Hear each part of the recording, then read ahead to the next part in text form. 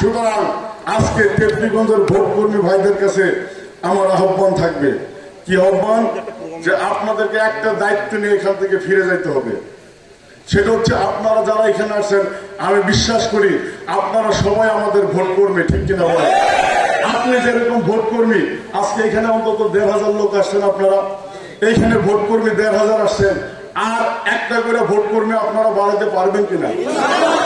৩,০০০ vote কর্মী আমরা হয়ে যাই, আর ওই ৩,০০০ বলবেন যে আপনারা একটা করে ভোট কর্মী বাড়াবেন, কত হবে? ৬,০০০। ওই ৬,০০০ বলবেন আপনারা একটা করে ভোট কর্মী বাড়াবেন, কয় হাজার হবে? ১২,০০০।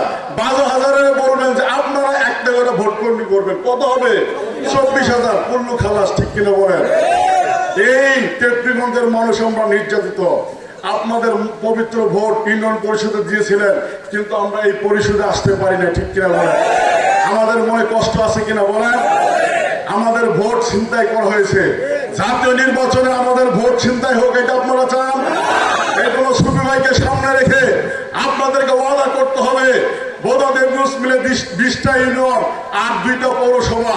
আমি আপনাদের কাছে প্রস্তাব রাখতে চাই, আমাদের সবচেয়ে বেশি ভোট দিতে হবে দাঁড়িপাল্লা মার্কা টেকনিগঞ্জ থেকে, ঠিক কিনা বলেন? এই জন্য একটা কৌশল আপনাদেরকে শিখাই দেয়, সেটা হলো যে আজকে থেকে যাবেন, নবীর একটা সুন্নত পালন করবেন। কি সুন্নত? নবী কইছে যে তোমরা যখন তরকারি রান্না করবা তখন ঝোল একটু বেশি দিবা। কেন? প্রতিবেশীর জন্য একটু রাখবা, ঠিক আছে? এই জন্য আপনারা যখন ভাত দিবেন ১ পোয়া চাল একটু বেশি দিবেন, ঠিক আছে? আর 2টা আলু ভর্তা বেশি করিবেন, করি হ্যাঁ ফাগতে লোকের দাওয়াত খিলে ধরিবেন, ঠিক কিনা বলেন? অন্তত এইটা চর্চা হোক নবীর সুন্নতের, যে আমরা খিলাই, আমরা খাওয়াই, আমরা খাই না, ঠিক কিনা বলেন? আর কারা কারা খায় ওইটা জাতির সামনে তুলে ধরবেন, যে কায় গায়ে খাসে নামলা কষি, তোমরা কিন্তু একের পর এক নাম কয়ে দেবে, ঠিক কিনা বলেন? ভাইরে, আমরা আওয়ামী লীগের আমলে দেখছি দেবগঞ্জের সিভিল মামলা, আমার বন্ধু দুলাল আর ইমু, এরা হলো সিভিল স্পেশালিস্ট। মানে ওরা ছাড়া, ওই ফ্যামিলি ছাড়া দেবগঞ্জের কোন জমির মামলা আপনার সমাধান হইতো না, ওই দরবারে যাইতেই হবে। আমার বন্ধু দুলালও নাই, ইমুও নাই। বাংলাদেশে সিভিল মামলাগুলা সমাধান হচ্ছে না, দেবগঞ্জ উপজেলা হচ্ছে। আমাদের টেকনিগঞ্জে একজন সিভিল বিশেষজ্ঞ বাইর হয়েছে, ওনারা গর্ব করে যে ওনাদের ছাড়া জমির কাগজ বলে কেউ বুঝে না, ঠিক আছে? জমির কাগজ বুঝে না, তাহলে তো আপনাকে আল্লাহর কাছে আবেদন করতে হবে কিয়ামত পর্যন্ত জানি বাঁচেন। তাহলে আমাদের টেকনিগঞ্জের লোকগুলা এই জমির মামলা নিয়ে কাটতে যাবে। কি তুই যদি মরে যাস তাহলে আমার জমির মামলা হয়ে যাবে, ঠিক কিনা বলে? সময় তো ভাইরা কত স্পেশালিস্ট সাইজেন না। একটা সালিশে আমি গেছি, একজন স্পেশালিস্ট খুব মানে কথা বলতেছে, যুক্তি তুলে ধরে। আমি বললাম যে ভাই আপনি তো স্পেশালিস্ট তাই না? বললাম যে হ্যাঁ। কয় বিঘা জমি আছে?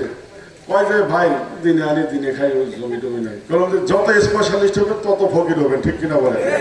বেশি স্পেশালিস্ট গিরি মারেন না মিয়ারা, পয়সা ছাড়া একটা সালিশও করেন না।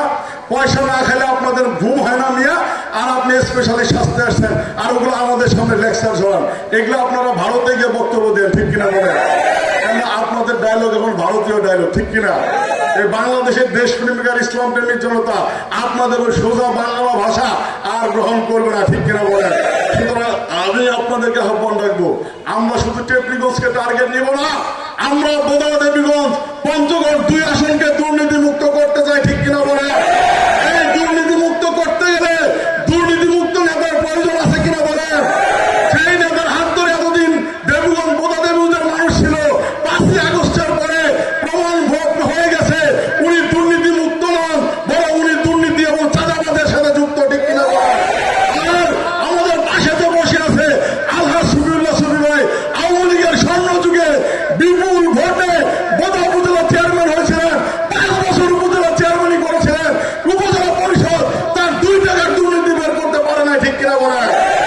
এই জন্য আজকের এই ভোট কর্মী সমাবেশ থেকে আপনাদের কাছে আহ্বান রাখবো, আসুন আগামী জাতীয় সংসদ নির্বাচনে আলহাজ সুফিউল্লাহ সুফি ভাইয়ের হাতকে শক্তিশালী করে, ঠিক কিনা বলে? বোদা দেবীগঞ্জের গরিব মেহনতি মানুষের মুখে হাসি ফোটানোর জন্য, আপনার সমাজের মানুষের মুখে হাসি ফোটানোর জন্য, শিশুদের মুখে হাসি ফোটানোর জন্য, নারীদের মুখে হাসি ফোটানোর জন্য, আমরা সরকারি কর্মকর্তা কর্মচারীদেরকে দুর্নীতি মুক্ত রাখার জন্য 2 উপজেলা পরিষদের প্রত্যেকটা সেক্টর দুর্নীতি মুক্ত রাখার জন্য আমাদের এই সুফি ভাইয়ের হাতকে শক্তিশালী করি। আমরা এই সুফি ভাইয়ের পক্ষে কাজ করব। আল্লাহর নির্দেশ হচ্ছে সৃষ্টি যার আইন চলবে তার, ঠিক